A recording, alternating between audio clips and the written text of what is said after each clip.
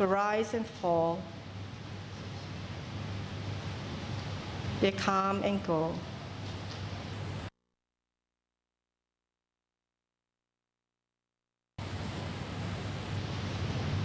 And sustain in this state of mind for a little while, with your mind sharp and aware, your heart soft and gentle with love, with compassion, acceptance, as well as a sense of forgiving.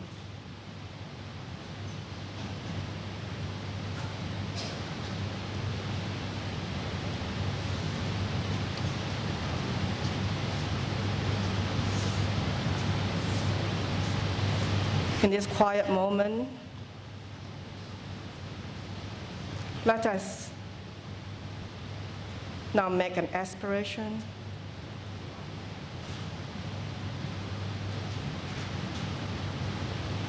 that we be able to develop, to seize this opportunity and freedom that's given to us to develop ourselves spiritually in order to bring love and light to our families, to the wider community, to the country and the world. Let us now all wish that may there be greater peace, joy, and happiness in the world.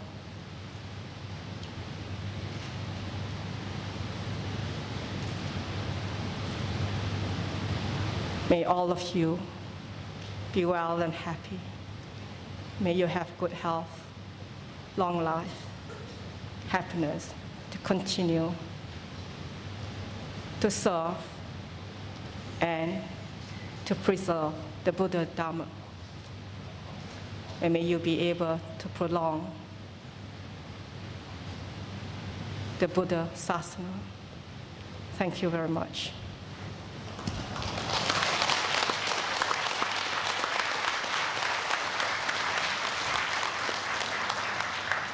Thank you, Sister Sumitra, for giving actually a perspective on the importance of the spiritual cultivation, and it will not be complete without a practice itself. And I'm so afraid actually to close my eyes. If everybody here close their eyes, probably the next moment when we open is already 6:30 in the evening. So I have to be the one who is aware yet open. Okay, and with these two presentations actually from the Sangha members, in Malaysia, I think the lay women, the Buddhist women have also actually assumed very important roles, and today we are very fortunate, we have 3 of them. Out of the 3, two of them actually I know them very well because we started Buddhism together from the universities, and when we actually learn Buddhism in the university, we don't actually learn Theravada Buddhism or Mahayana Buddhism or Vajrayana Buddhism.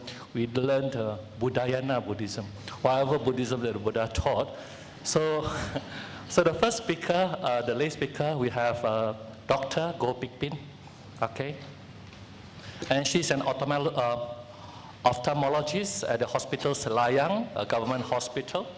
And she's also the president of Kaseh Hospice Care Society, a Buddhist-based charitable organization that provides material, emotional, as well as spiritual care for people with chronic progressive diseases such as cancer as well as HIV/AIDS. And Dr. Goh, she's also actually an EXCO member of the Losan Drapa Center, LDC, and one of the foundation of preservation of the Mahayana Tradition Center.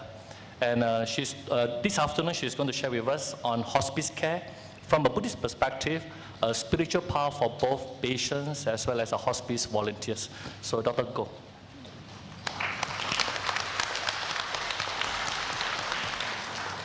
Thank you, Tensung. Venerables and ladies and gentlemen, friends from far away from Malaysia and everyone here. Thank you very much, the organizing committee, for inviting me and the friends of mine here to talk about what we do as Buddhist women in Malaysia. And certainly, it's a pleasure for me also to introduce the hospice service based on Buddhist principles. Everyone is very busy nowadays. We have endless tasks and things to do.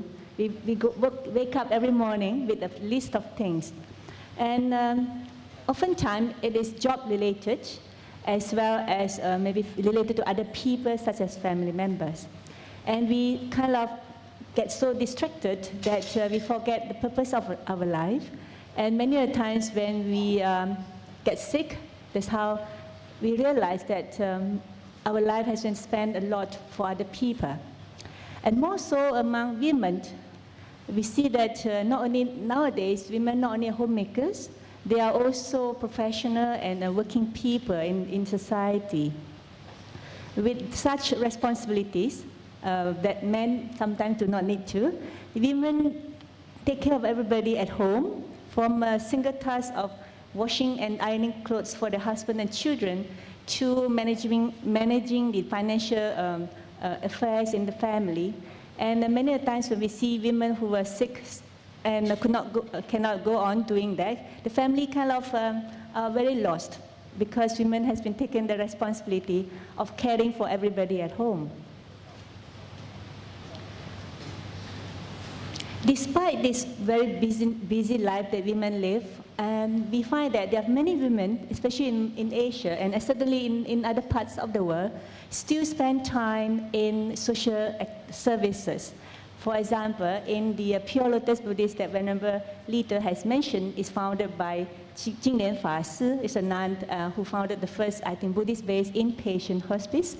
And in Kasei Hospice Care Society, which is a Buddhist-based society, we have more than 80% of our volunteers, of about 80 volunteers, they are women. And all the 3 volunteer doctors are women, and certainly the nurses are women. There are certainly many other men, my friends down here in the audience here, they are volunteers, and they certainly contribute a lot to social activities in Malaysia. But what I want to emphasize here, that why women, you can see in this hall today, still have that energy and enthusiasm to contribute to the society they live in. Even though we are, in terms of ratio, we are, in Malaysia especially, we are almost a 1-to-1 ratio. As what our minister said today, in the higher education in Malaysia today, women outnumber men. And as you can see in many Buddhist societies that I go, women participants outnumber men. And today's far majority of us are women. And when I interview volunteers, when they join our Kasei Hospice, and we ask, why do you want to do this? And most of them said, because I want to do something for others. This is this altruism, this enthusiasm to help others, the compassionate heart they have to want to free someone from suffering and give people happiness. And the second answer they say is, I would like to do something to my parents or elders in the family when they are sick. So now I want to learn how to care for people who are sick. And very few of them talk about themselves. So I think women have this mother nature of want to, the love that they care for people is like mothers, the love of a mother for their one and only child. This is something which is remarkable, and something which we see every day in society, especially in non-governmental organizations and social activities. The other reason that most women come into this social service, such as hospice, is that they feel that whatever they learned in temples or in the organization, the platform that they can contribute is actually through social activities. And this is what the main objective of Kasei Hospice Care being established is to transform what we learn from our masters and venerables into daily life. And what's the best is actually to care for people who are sick and dying. And this is where we can also see people who are sick and dying are actually our best teacher, because it reflects impermanence and death and make us realize that our life is actually short. Hospice in the world and hospice in Malaysia is actually quite new. It is actually an organization, a service that care for people who are dying. And many people misunderstand early on that hospice is an organization or is an institution or a place where people go to die. But actually hospices are actually services given to people, not only people who are dying of cancer, but basically now we are taking care of people who are dying from chronic diseases such as HIV/AIDS, motor neuron diseases, even strokes. So you can see the number one cause of death today are mainly this kind of chronic disease. And there are more and more people who actually need this kind of help. And in Malaysia, especially in our community, there are many people who do not know about hospice service. And through these women volunteers that we have, we are spreading the news to bigger community that there are such services around, and they actually can apply or they can request for our service. From these 8 years of establishment in Kasih Hospice Care, we heard about a lot of feedback from our volunteers, the benefit of being a volunteer. Many of them told us that being a volunteer now help them to live their life better, especially women, that half of their life spent for others, for husband, children, parents, and at work as well. They contribute very much to the workforce in Malaysia and in a hectic society, and especially in Kuala Lumpur, when half the time we spend also in the traffic jam that you may have experienced in Kuala Lumpur. But by serving in hospice and in caring for people who are dying, they realize that the impermanence and death is actually an everyday affair. We see people who are so fit and never thought they'll get this terminal illness and suddenly fell sick and could not continue what they are doing. When a person is sick, it is the weakest moment in their life. Imagine even a small illness we have like flu, we are down, we could not carry out with our job. So much so when a person is having terminal illness with so much of suffering, such as pain and breathlessness. So with this kind of experience that we volunteers as well as doctors see, we actually begin to value our own life, and we hope that many more people can also experience this, and now we can be more focused in our own spiritual practices, rather than being distracted in this endless affair of this world that demand us, especially women. Besides knowing this impermanence and death, by servicing people, the tremendous joy that we volunteers gathered is much more than having $1 million.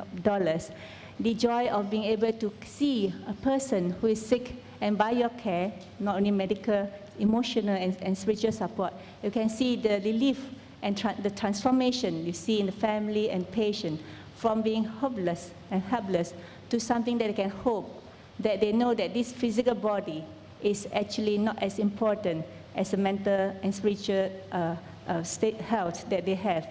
So by being able to share this with patients, we actually are doing the patient and family such a great deed. Besides, certainly, by caring for people is actually a virtuous action. We actually accumulate a lot of merits. Besides this merit accumulation, a lot of people always ask, why you talk about merit? Merit is something like you investment in the bank that you accumulate merit. Actually, when I was told by my teacher, Lama Zubar Rinpoche, merit is not, accumulation of merit is not so much about like accumulate wealth, but actually in our daily practices, spiritual practices, by having merit, we can actually clear away a lot of obstacles. By having merit, we can actually pursue better in our spiritual practice.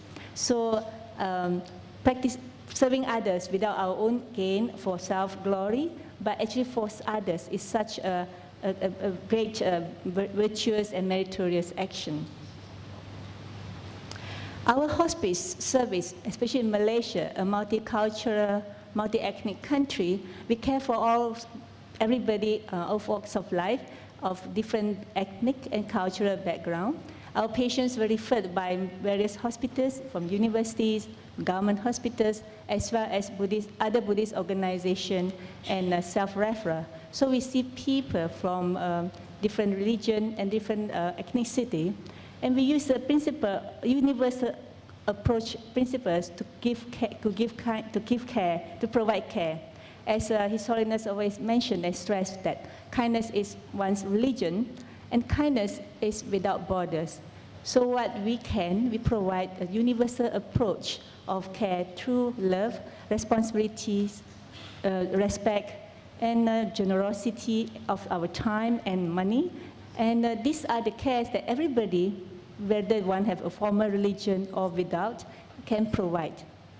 And we find that the way that we are providing such care has given us such a good kind of feedback from people from different religious groups as well as other ethnic groups.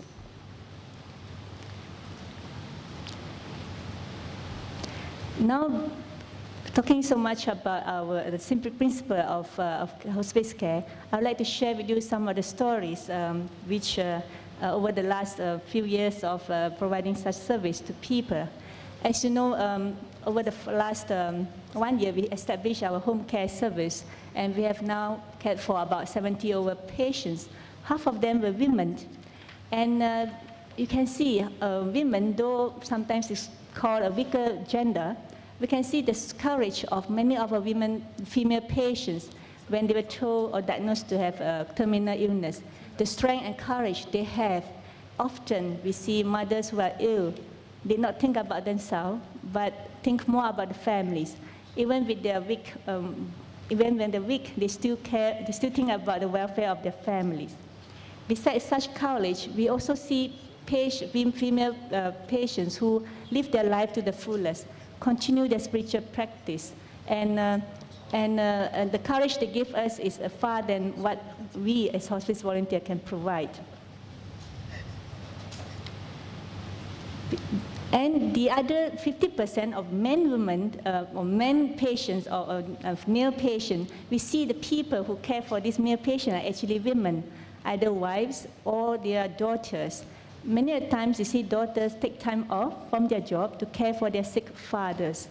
And when a person is sick, they are always very frustrated, anger, blaming others for their illness. And we oftentimes see how mothers and daughters of male patients so patiently taking care of their ill husband and fathers, taking in all the blames and anger, and patiently care for them. These are, I think, the wonderful character or nature of women who can bear much more hardship than what we appear to be. Thank you.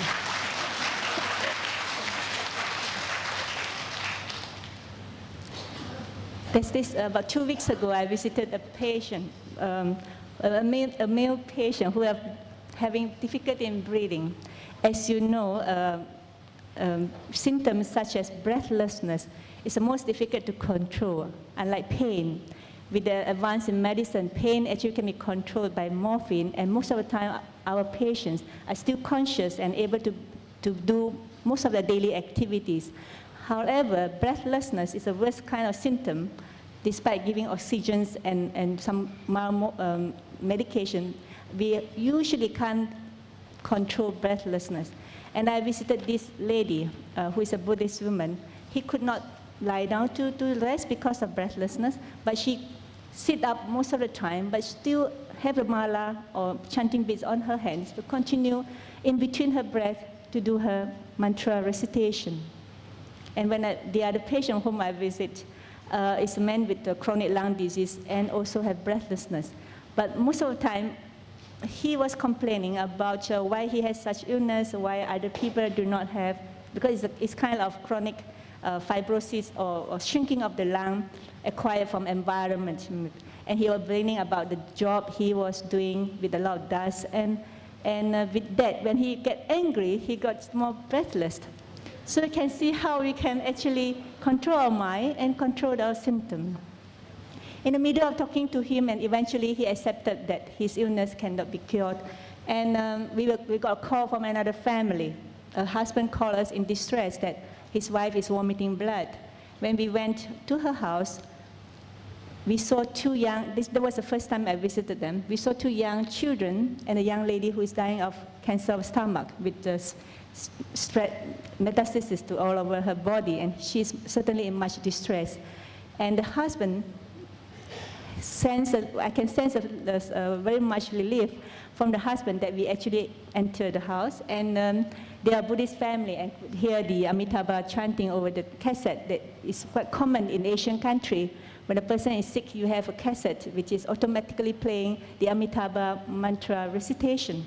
And when we assess the woman, the condition, we realize that he needs much more morphine to control the pain.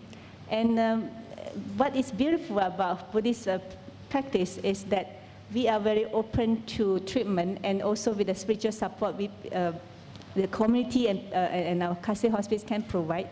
And the most important thing is that however much spiritual advice you may be able to give, without physical relief of symptom, a person cannot continue to do what they want to do, such as mantra recitation.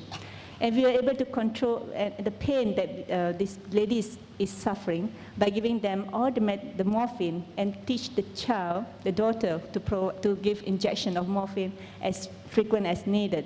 And the following day, we heard that this lady was able to sit up and do some chanting. This is something very beautiful, that when we provide care, sometimes the reality is that we must comfort the body. And without that, certainly, however, unless we are very steady practitioner, lay people like me will not be able to do what I like to do at the end of my life if our body is in distress. And this is what we call giving a wholesome care, both physical, mental, as well as spiritual.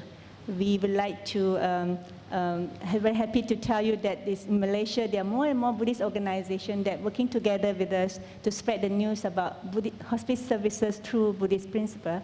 And with such services, I suppose we can actually give the person the best gift in life. That is, at the end of the life, one is able to maintain the tranquility and peace, and be able to do whatever spiritual practice one has been doing.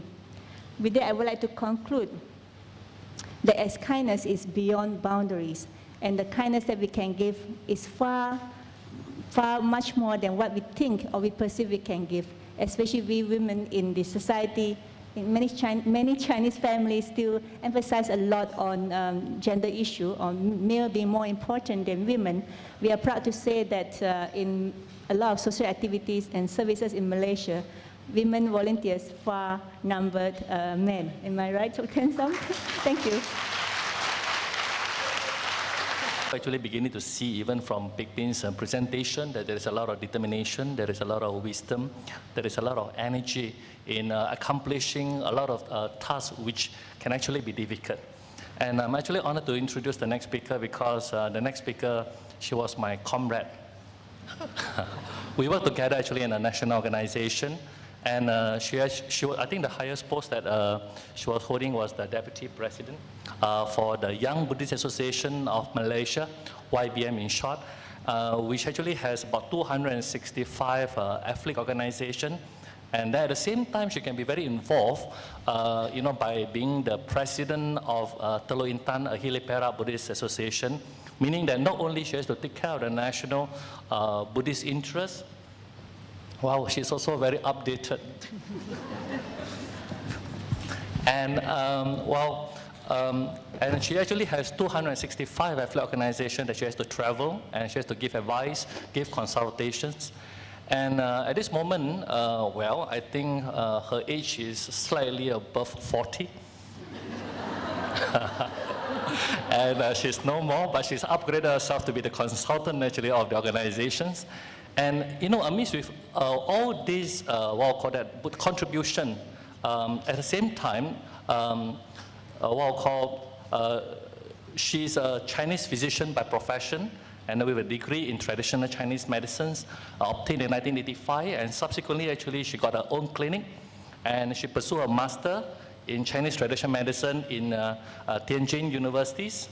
Subsequently, actually, she got her PhD in Shantung University of Traditional Chinese Medicines. So it actually means that, well, you can do a lot of things. Women are definitely the manifestation of the 1,000 hands and the 1,000 eyes Guan Yin. Okay? So without much ado, can we actually have the honor to invite Dr. Hia Ai Sim, and she's going to actually tell us how to be Guan Yin. Oh, that's my topic. The involvement and interest of Buddhist women in Malaysia Buddhist youth movement. Okay, Dr. Hia. Thank you, Kim Song. First of all, I would like the help from the committee. Actually, where is my PowerPoint? I couldn't get it.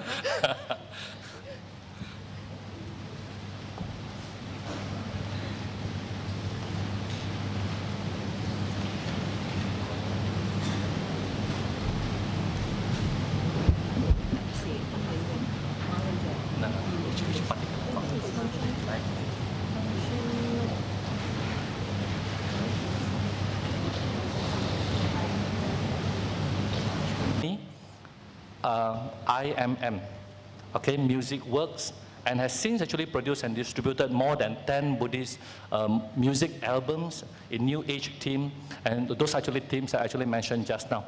So I think we are very fortunate to have Sister Amy Hui to share with us on music for the heart and for the soul. So, Sister. Thank you. Good afternoon to everyone in the Buddha. I'm actually very frightened to be speaking in such a big crowd. So please forgive me if I, have to read from my script. Actually, I'm a backstage person, so today I have to come out on stage to speak to everybody. I would like to share with you my very personal experience as a musician, dedicating only on Buddhist music. So perhaps my experience will inspire more musicians, more ladies, more Buddhist women to involve themselves in the music industry. Okay. Music has a very own way of touching our hearts and mind deeply, and thus learning the Dharma through music and using music as a bridge to draw towards the Dharma and embracing it is a way of life, especially in this modern era. It's a heartwarming journey of wonder and joy. It is an experience beyond words. I think you have to feel it personally and attain it. One immerses himself in the music. As a full-time musician composing Buddhist music, many people have said that I'm a chosen one or special gifted, talented person. But I believe everyone has just the same potential to do the same. Now, when they ask me where do I get this inspiration from, my composition, and I always tell them they just emerges from the ancient sounds and lines, from the mantras and sutras. The continuous repetition and chanting of these lines often unfold hidden melodies within. I have found tremendous joy and peace from these processes. On many occasions when I have completed a piece of musical work and I played it back, I'm always very touched by the music that I wonder if this is indeed my creation. I always feel that this is like a guiding hand from beyond that is helping me. So I always wonder, is it really coming from me? So as I rejoice in this belief with the fruits of my composition, I always think, now, where did I actually get the inspiration from? So on one occasion, I was having a sharing session with a reverend, and I asked Reverend if this divine experience could be explained and analyzed logically. And this is what Reverend told me. She attributed my encounters to the revelation of a subconscious mind, a hidden talent which unfolds when one is in deep concentration, putting all her heart and mind into her work in a truthful, kind, honest, loving way, and with a pure mind. So I believe, I don't realize if I do have these qualities, but I believe what Reverend said, if many of these musicians will try to cultivate this part of their mind, I'm sure they will just be able to create something just as beautiful as what I've done. Okay. A person who is always happy and at ease with the environment will naturally treat people with compassion and kindness. Now, these attitudes will grow and become the virtues of that person. And the music that flows out from the heart and mind of such a person will definitely also touch the hearts and mind of the listeners. In my opinion, Buddhist musical work should not be created under rigid and strict conditions. Let the melody flows naturally and freely, and I usually do not have to rely on a particular time or mood to write. Now, just by holding firmly onto my faith in Buddhism, being truthful with my own ability, and not trying to compete with what the top-notch musician is doing on the commercial market, I think, and believing in the goodness of spreading the Dharma through music, and the inspiration will just flow abundantly, and I always see wonderful results. Working diligently and study conscientiously to acquire Buddhist knowledge is also very important. I do a lot of research and practice the teachings as well, as in the previous speakers have said, we have to practice it, This daily homework will certainly serve as a far more realistic way of finding the right ingredients for the musical work. In relation to the participation of Buddhist women in the Buddhist musical field, I believe all Sakyadhitas with musical talent or knowledge can contribute in their own way at their own level of experience. They don't have to all be a professional composer or musician, while they can start from home, nurturing their children, or in a Dharma class, or at a Buddhist gathering, or simply by sharing the beautiful music with friends and relatives at any time, any place. You can chant, you always, sing, instead of singing a pop song, you can always sing a Buddhist mantra. Or it's just, make Buddhist music just part of our life. Or you can cultivate a trend in sharing Buddhist music in our society. Let the appreciation of music, Buddhist and performance and arts become part of our leisure activities as well. Such appreciation is healthy and certainly a way of cleansing our heart, because I think the core value and the spirit are actually based on the great teachings of the Buddha. Music transcends boundaries of religions, races, and countries. It can touch a person directly. One need not necessarily, but we can always present them with music as an introduction, a gentle approach, a beginning to our quest. Do not underestimate our ability to pursue and contribute in the limitless horizon of the Dharma.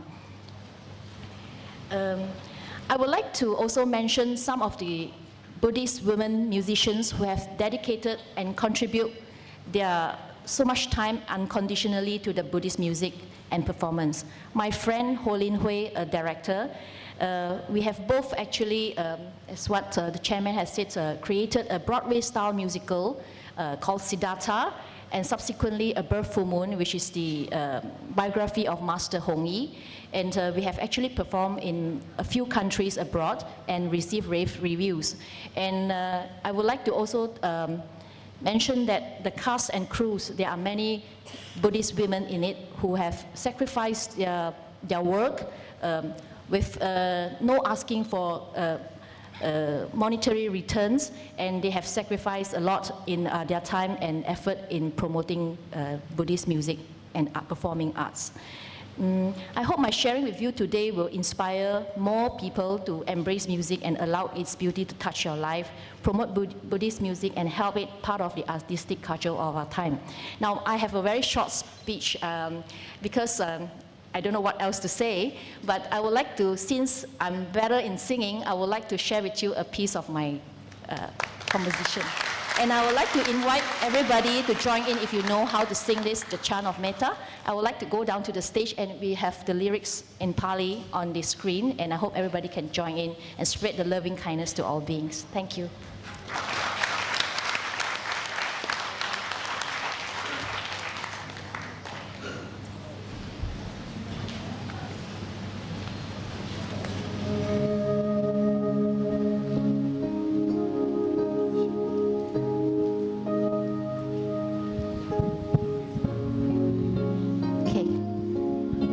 To sing, can sing along with me. Aham averohomi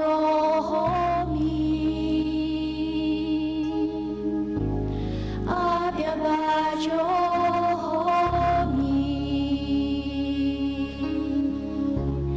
anigohomi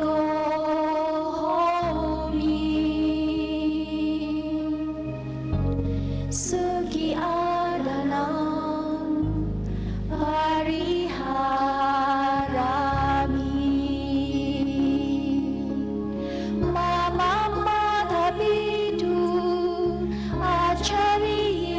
Raja, Nyadipi Raja, Sabrama, Jarinoja. Avera Hondu, Abyabaja Hondu, Anika Hondu, Suki Adanam, Pari Harandu, Imasame Arame, Sabe Oegino, Avera Hondu, Abyabaja Hondu, Anika Hondu, Sugi Adanam, Pari Harandu, Imasame Arame, Sabe Beku, Samane Raja, Ubasaka, Ubasika Yoja. Avera Hondu, Abyabaja Hondu, Anika Hondu, Suki Adanam, Pari Harandu, Amagam Jarubajaya Dayaga, Avera Hondu, Abyabaja Hondu, Anika Hondu, Suki Adanam, Pari Harandu, Amagam Araga Devada, Imasame Vihare, Imasame Avase, Imasame Arame, Araka Devada, Avera Hondu, Abyabaja Hondu, Anika Hondu, Suki Adanam, Pari Harandu. May all be well and happy. Thank you.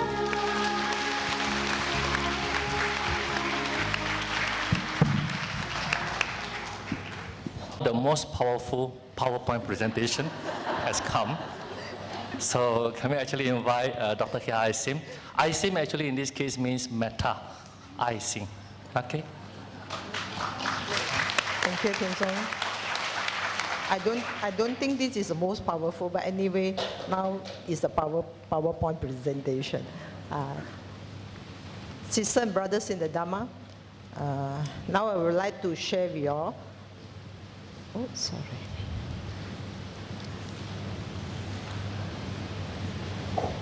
Today's topic,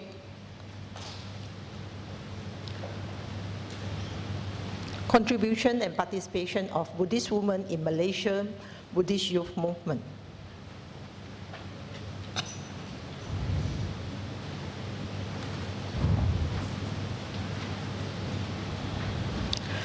The documentary of promotion of the Malaysian youth movement has provided the invaluable track record and everlasting contributions to the history of the development of Buddhists in our country.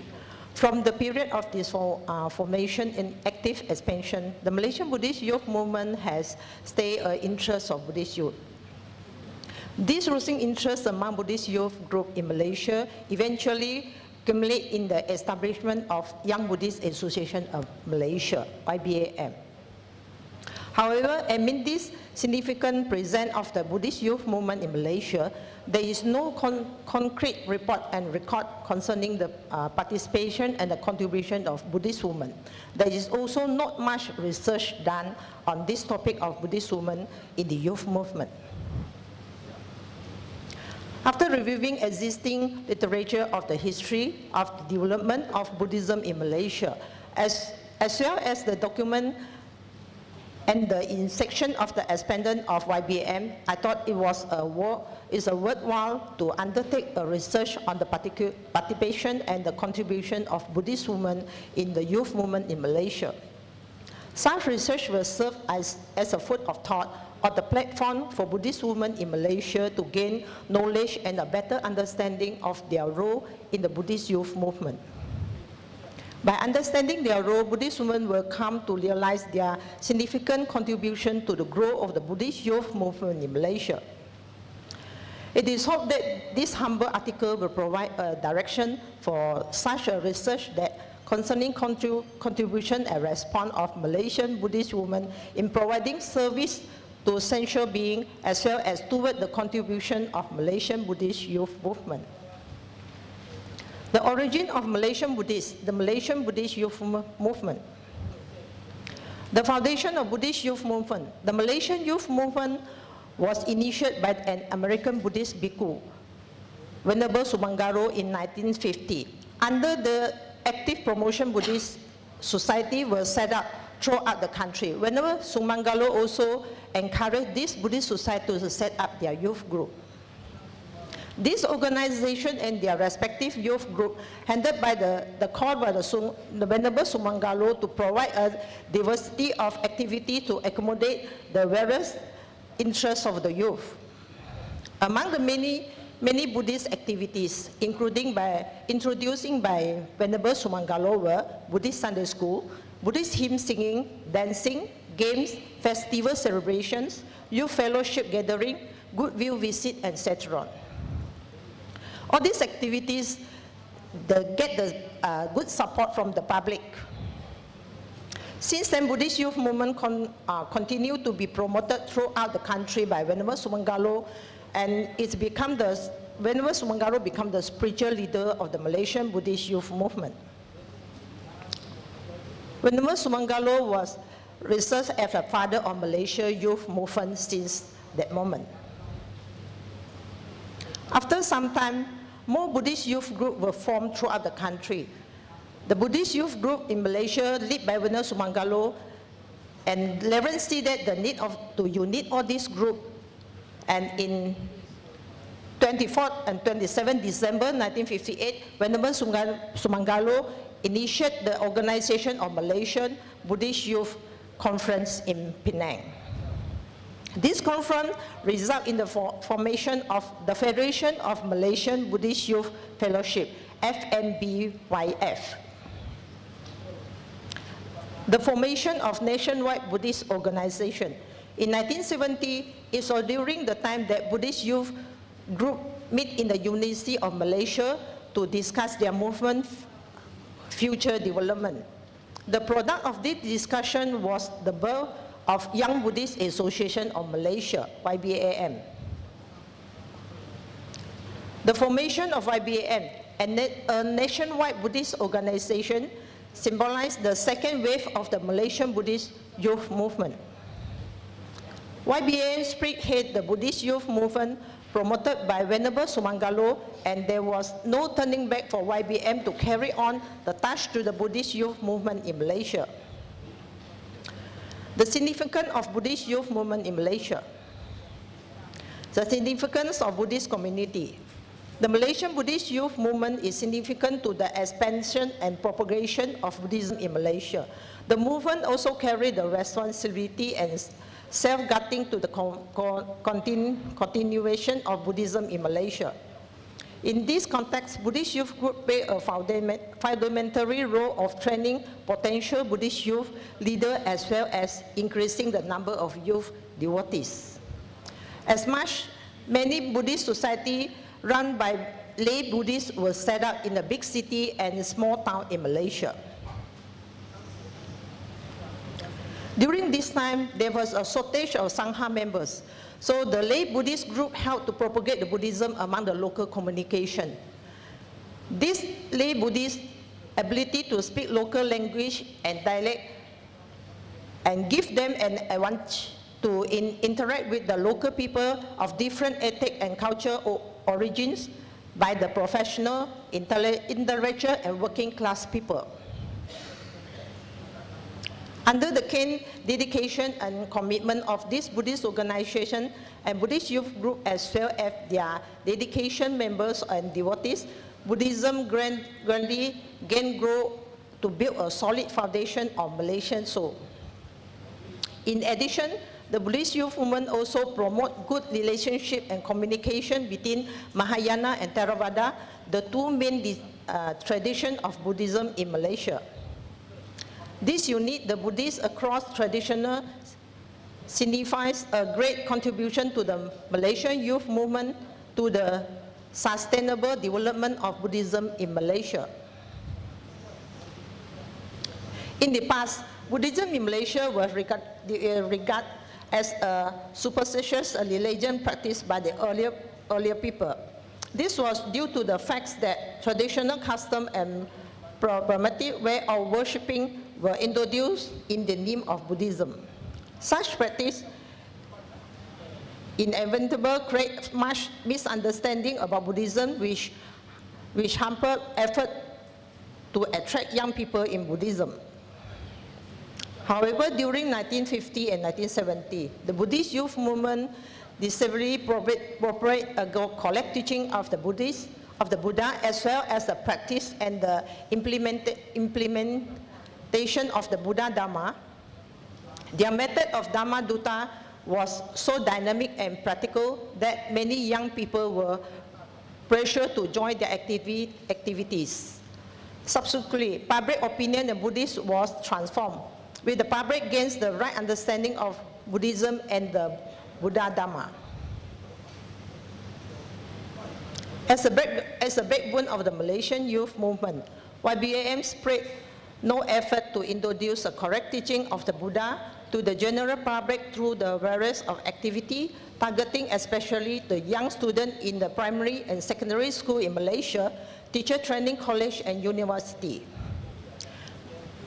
Buddhist society was set up in this school, college and university to reach out to the students in their respective setting. The effort and activity by this dynamic and creative youth allow Buddhism to become an open and relevant religion. The interest, visibility of Buddhism as a force to be recorded with multicultural Malaysia provide a boost to Malaysian Buddhism. Many intellectual and professionals join Buddhism. Public opinion toward Buddhism become more favorable and positive, and Buddhism in Malaysia acquire a new image. This change a perception and action enhanced to develop the development and progress of Buddhist youth movement. The realization of the spirit of Buddhist youth. The Buddhist youth movement has successfully demonstrated the spirit of equality among the fourfold assembly of Buddhism, of Buddhists. They mean the Bhikkhu Sangha, Bhikkhuni Sangha, the Upasaka, and the Upasika. In the propagation of Buddha Dharma, the cooperation and the working together with the Sangha and the ladies is like the four wheels of the vehicle. They move and proceed together steadily and safely toward the destination. This is an comprehensive of a teaching of equality of the Buddha, no distinction of color, no discrimination of caste, sex, race, class, and language. Everyone is treated with the same respect. The Young Buddhist Association of Malaysia have therefore established such harmonious and cooperative relationship between the Sangha and the laity in their joint responsibility to lead the Buddhist youth. YBAM strives to spread Buddhism, to bring far and near, to develop moral education, and to make Buddhism in the relevant and respected religion in Malaysia. The typical organization structure in YBAM can be seen throughout the organization chart of the National and State Center Committee. This committee consists of Sangha members as well as members of the laity, both men and women. Similarly, the leadership structure, that is National President, Secretary General, General Treasurer, and Secretary, also reflected the mixed membership of Sangha members and the laity, men and women. Appointment of such posts is based on the competence and commitment of this member to contribute to the continuous movement of the Dharma view.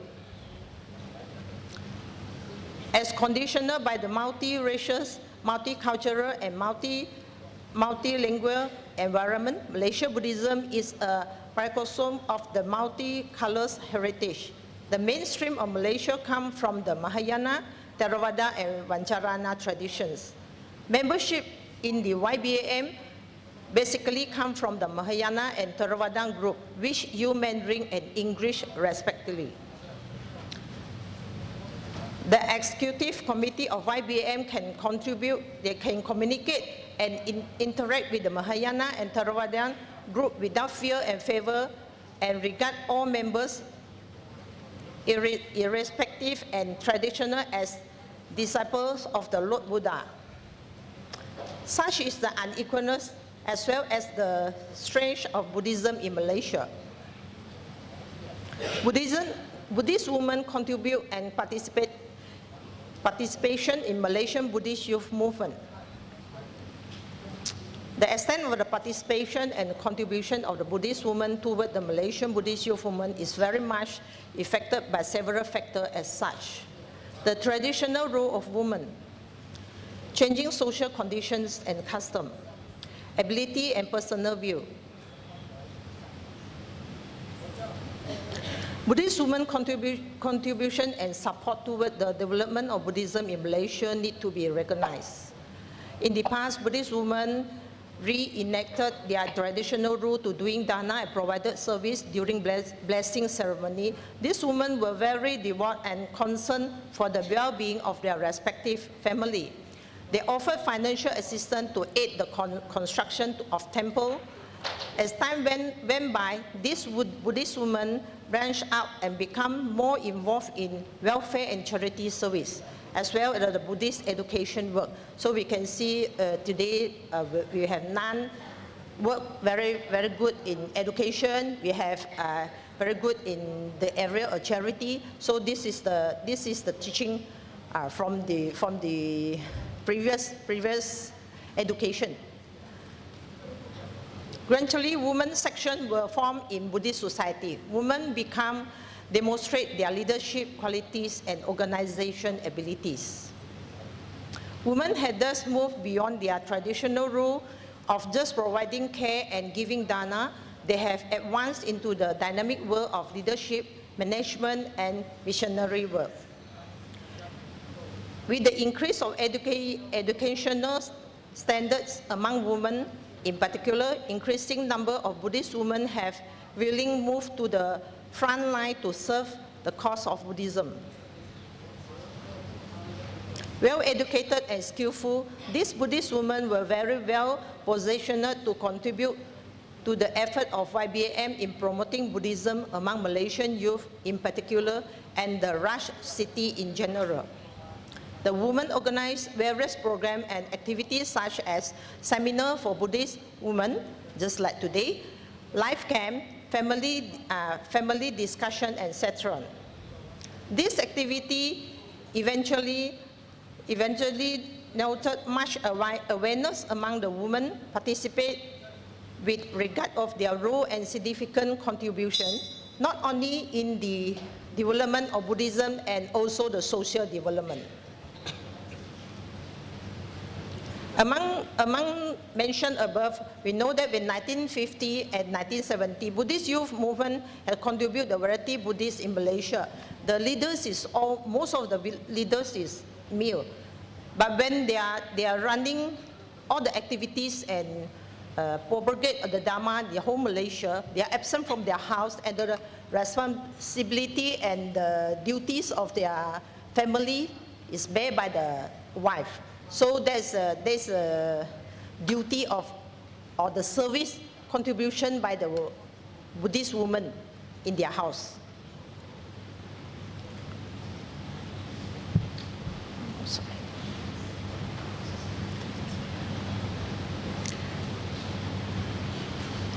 Sorry for that, a bit late. So with that, I think I have to come to the conclusions.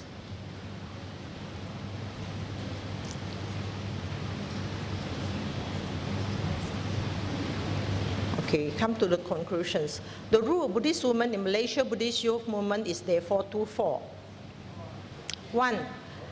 As a visible force, engaging in activities and providing serve at the front line or the forefront. 2. As an invisible or the complementary force, providing assist and serve in the background.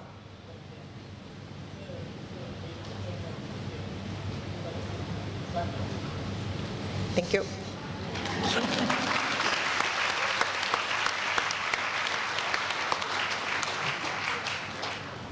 Well, thank you very much actually for all the 5 excellent speakers who have given their presentation. And even though each and every one of them were to be given actually 50 minutes, and all of them have overshoot the time. and we only actually have 5 minutes. So I'll just actually go through very briefly that venerable, the first venerable, Litik, Lita.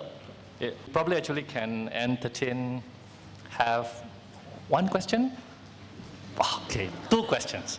Yeah, actually 3 questions. And all of you actually please line up and take your turn actually. I think probably we will just answer all, answer all the questions, and we get the panel speaker to answer. Yeah, please. Make the question short and sweet.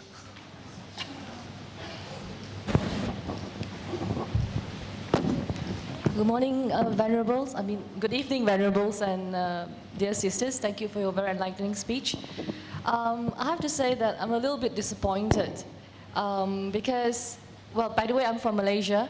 I'm a Theravadan. I'm practicing Theravada, but I also hold the view, like Brother Wong, that I respect all traditions. I think it depends on our own inclination, which path that we want to follow.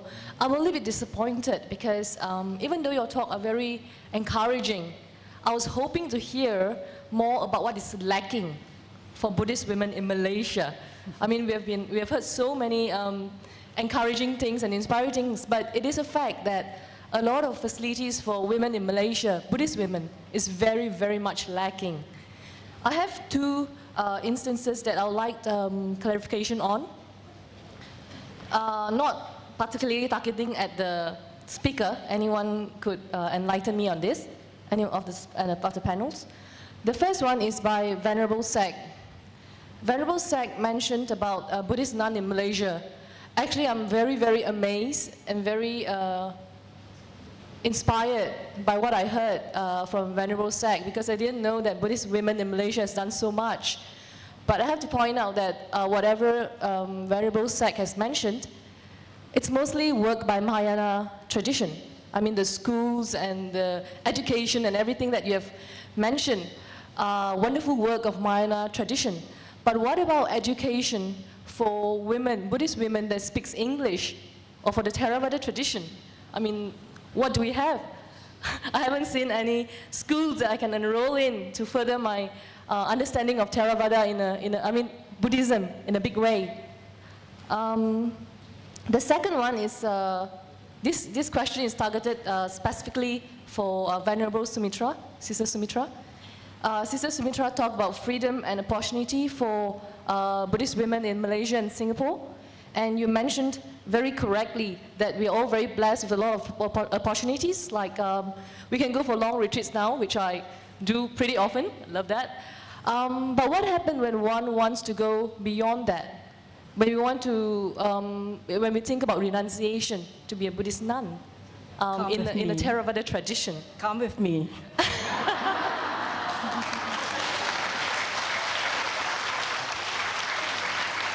Okay. Can we actually have the next question, because we really run short of time? Sure. Thank you. Very, very fast, the question.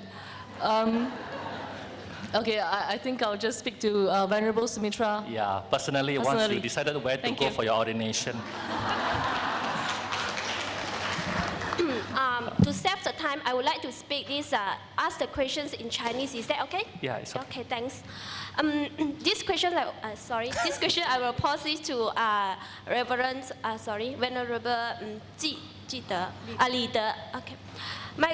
我的问题是在你提出了很多比丘尼的贡献，我看到很多。可是我想问的就是，你从这么多贡献里面，你看到有什么地方是比丘尼需要，在什么地方是缺乏的？就好像 which areas that the Malaysians nuns that need to be improved. For example, my observation, sorry, I'm multicultural, so sometimes I speak in Chinese and English and Malay. 马来西亚比丘尼所缺乏的是教育、学术。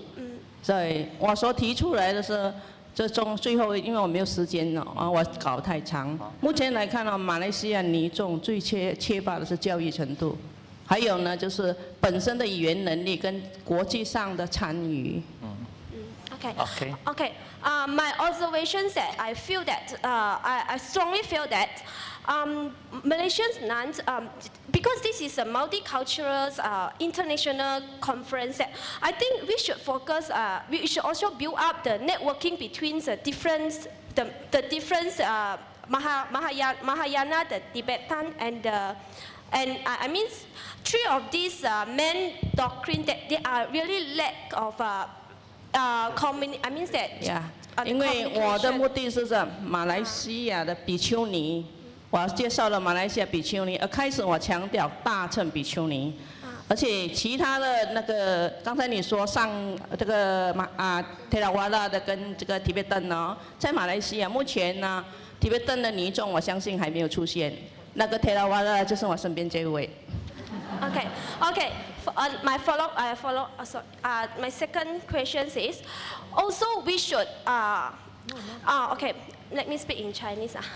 我觉得马来西亚 Translator, we have a big problem, you know, they have to keep on switching the translator. Thank you for the effort, the translators.